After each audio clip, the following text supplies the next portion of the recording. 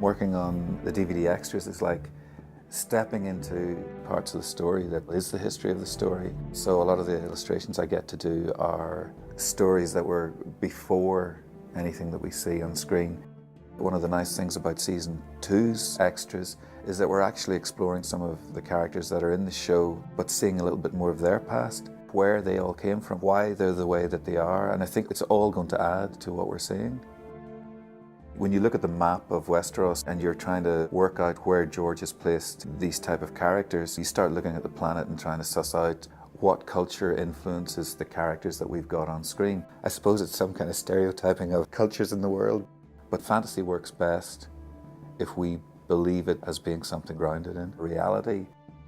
One of the great things about doing the illustration work was knowing that any of the work that I was doing was going to end up being animated, so that there was an extra layer of life that was going to happen to it. For the fans, I think it's great because this is also territory that they haven't really gone into, because there may be one line that's described by George, and once you draw that or once you create an animation of it, it suddenly becomes something that's much more tangible, and we are helping to actually invent George's world.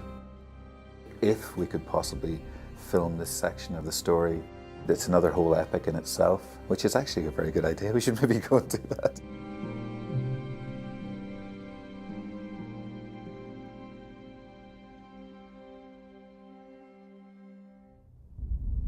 A long time ago, they say, some old southern king enslaved our giants by magic and forced them to build your famous wall.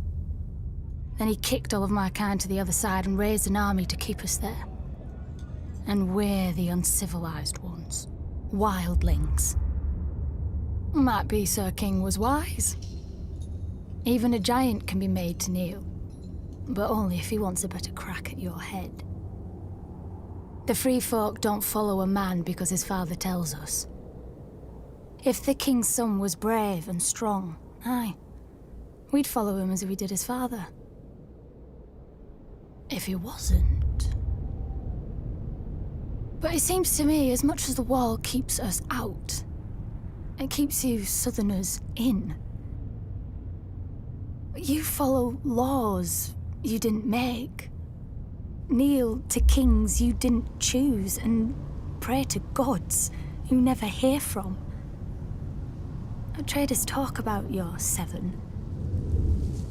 Beyond the wall, the stars shine bright and clear. Any gods there aren't listening to the likes of men. Our gods are of the forest, in the trees that shelter us and the rivers that feed us. They gave the land for all of us to share. We fish, farm, and hunt where we will, when we need.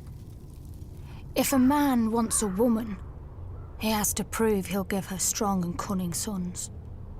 It's easy. When she tries to slit his throat, he don't let her. With the free folk, you get what you can take, and you keep what you can hold. No more. I wonder, even if my kind didn't hop over your wall, would he still set your night's watch to guard it? You southerners are rich. You always have more steel, gold, and daughters. I think you're afraid. If you've always knelt, you don't know what freedom is.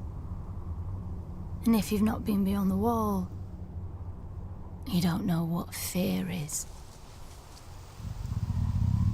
You will.